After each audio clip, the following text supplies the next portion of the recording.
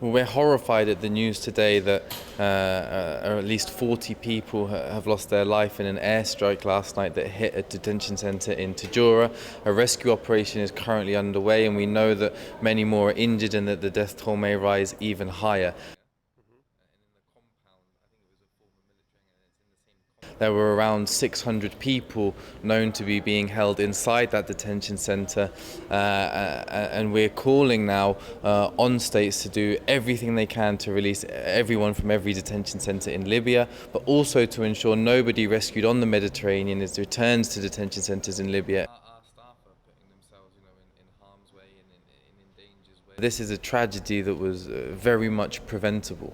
Just a couple of months ago, we called for the urgent evacuation of people from this specific detention centre after a similar airstrike injured two of the people inside.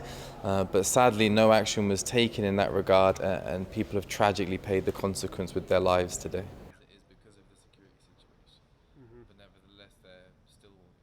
We understand that it was just a short distance away from a hangar storing weapons and other military equipment.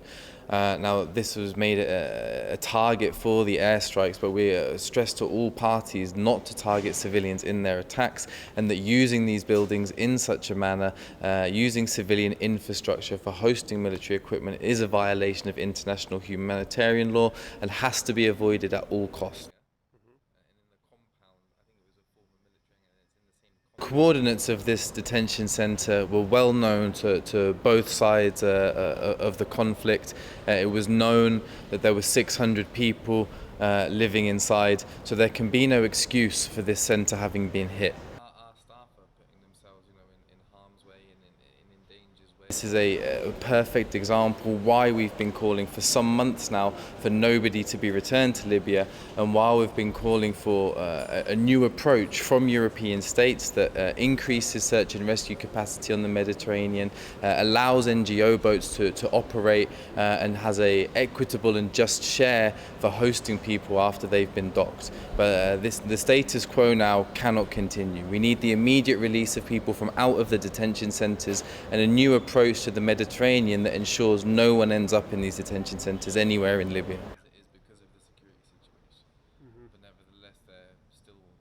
There now needs to be action taken to prevent this from happening again.